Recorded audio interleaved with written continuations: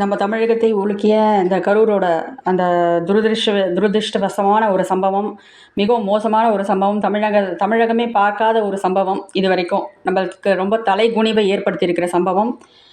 மற்றவங்களுக்கு நம்ம பதில் கூற வேண்டிய நிலைமையில இருக்கோம் இப்போது. படிப்பறிவு அதிகமுள்ள மாநிலம் நம்ம தான். ஆனால் இப்போ மற்றவங்களுக்கு நம்ம வந்து ஒரு இந்த மாதிரி ஒரு அவல நிலைக்கு நம்ம இருக்கோம். மற்றவங்க நம்மளை பார்த்து சிரிக்கிற நிலைமையில நம்ம இருக்கோம் தமிழக மக்கள். அதனால் நான் என்ன சொல்ல வரேன்னா, என்னோடய கருத்து நான் பதிவு பண்ணுறேங்க. இது வந்து யாரையும் இவங்க அப்படி, அவங்க தான் அப்படி பண்ணாங்க, இவங்க தான் அப்படி பண்ணாங்க, அவங்க சரியில்லை, இவங்க சரியில்லை, போலீஸ் சரியில்லை, அது சரியில்லை, இது சரியில்லை அப்படின்னு 1008 என்ன சொன்னாலும், ஒன்றே ஒன்று தான் நம்ம யோசிக்கணும் மக்களே. நம்ம என்ன யோசிக்க வேண்டியதாக இருக்குன்னா, பொதுமக்களாகிய நாம் என்ன செய்கிறோம்? நம்ம உயிரை நம்ம எப்படி காப்பாற்றிக்கணும்? யாரும் நம்மளை வந்து ஒவ்வொருத்தர் வீட்லேயும் ஒவ்வொரு இராணுவமோ ஒரு போலீஸோ வந்து யாரும் நம்மளுக்கு ப்ரொடெக்ஷன் கொடுக்க போகிறதில்ல, பாதுகாப்பு கொடுக்க போகிறதில்ல. அப்படி இருக்கும்போது நம்ம எப்படி நம்ம குடும்பத்தை காப்பாற்றிக்கணும், நம்ம குடும்ப மெம்பர்களை நம்ம எப்படி காப்பாற்றிக்கணும், அதை தான் யோசிக்கணும். இதை வந்து ரொம்ப சுயநலமாக தான் யோசிக்கணும். எப்படி ஒரு அரசியல் கட்சியோ ஒரு சினிமா நடிகர்களோ எப்படி தன்னை பற்றி மட்டுமே நினச்சிக்கிறாங்களோ, அவங்க மட்டும் கேரவனில் இருக்காங்க, அவங்க மட்டும் சினிமா நடிகர்கள் அவங்க மட்டும் ஒரு தனி கேரவனை வச்சுட்டு வராங்க. அரசியல் கட்சிக்காரங்க அவங்க வந்து நல்ல ஒரு பெரிய ஹை லெவல் காரில் வராங்க, டாப் எண்ட் காரில் வராங்க, அந்த மாதிரி வராங்க. ஆனால் நம்ம வந்து வெயிலையும் மழையிலையும் நின்று அவங்கள பார்க்கணுமா? இந்த அவல நிலை தேவையா அப்படின்னு யோசிங்க. அது மட்டும் இல்லாமல் இப்போ வந்து இது வந்து ஒரு சோஷியல் மீடியா யுகமாக போச்சு.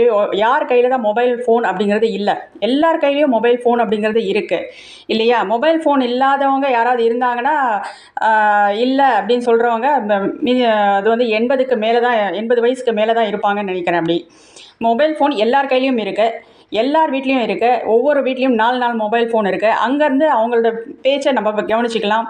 அந்த விழாவோட டெலிகாஸ்ட்டை லைவாகவே நம்ம பார்த்துக்கலாம், நேரலையாகவே பார்த்துக்கலாம்.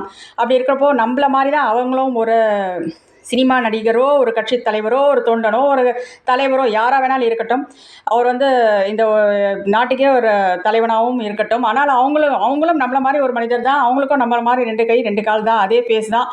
ஃபேஸ் மட்டும் நம்ம வந்து மாறிக்கலாம். ஆனால் சோஷியல் மீடியாவில் பார்த்து அவங்கள எப்படின்னு தெரிஞ்சுக்கலாம். அவங்க ஃபேஸ் நம்ம பார்க்காதது ஒன்றும் இல்லை, எவ்வளவோ புகைப்படங்களை நம்ம பார்த்துருக்குறோம்.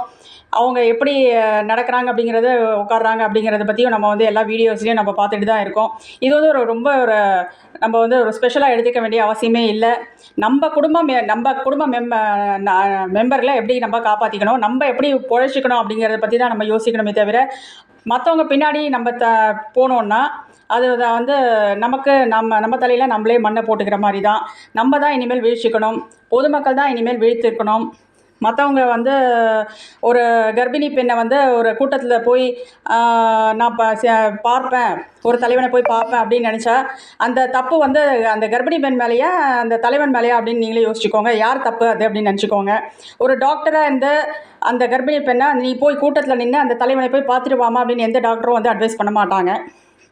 அதே மாதிரி ஒரு சின்ன குழந்தைங்கள 1.5 வயசு குழந்தை, 1 வயசு குழந்தை அந்த வெயிலில் போய் ஒரு 4 மணி நேரம் தாய் தூக்கிட்டு இருந்தாலும் அந்த வெயில் வந்து அந்த குழந்தை தாங்குமா அப்படிங்கிறத கொஞ்சமாவது பார்த்துக்கோங்க. தண்ணி உணவு எதுவுமே இல்லாமல் அந்த குழந்தை 1.5 வயசு குழந்தை எப்படி தாங்கும், அதை நம்ம புரிஞ்சுக்கணும்.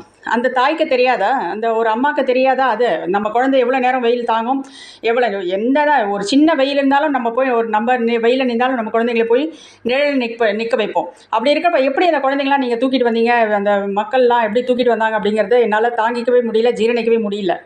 இந்த உலகத்துக்கு நம்ம ஒரு குழந்தையை நம்ம கொண்டு வரோம் அப்படின்னா அந்த குழந்தைய பாதுகாக்க முடிஞ்சால் கொண்டு வரணும், இல்லைனா கொண்டுவே வரக்கூடாது. அதுதான் என்னுடைய ஒப்பீனியன், அல்டிமேட் ஒப்பீனியன் நான் சொல்ல வர்றது.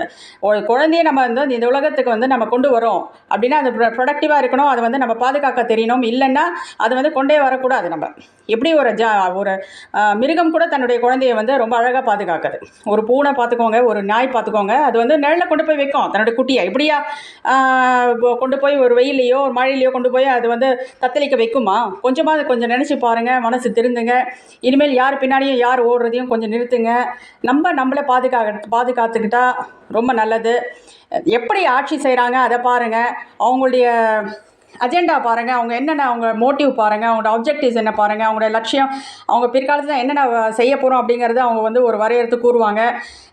எலெக்ஷனுக்கு முன்னாடி அதெல்லாம் பாருங்கள். அதை வச்சு பேஸ் பண்ணி தான் நம்ம ஓட்டு போடணுமே தவிர, இது வந்து அவங்க ஃபேஸ் வேல்யூவை பார்த்தோ, அவங்களோட கை கால் எப்படி இருக்குது, அவங்க வந்து அவங்களோட அழகாக இருக்காங்களா, மேக்கப் வேல்யூவை பார்த்தோ ஒன்றும் நம்ம போட போகிறதில்ல. அதனால் முழிச்சுக்கோங்க மக்களே, இனிமேல் இந்த மாதிரி அவல நிலைக்கு தமிழ்நாட்டுக்கு என்றைக்குமே வரக்கூடாது. இதுதான் ஃபஸ்ட் அண்ட் லாஸ்ட்டாக இருக்கணும் அப்படின்னு நான் கேட்டுக்கிறேன்.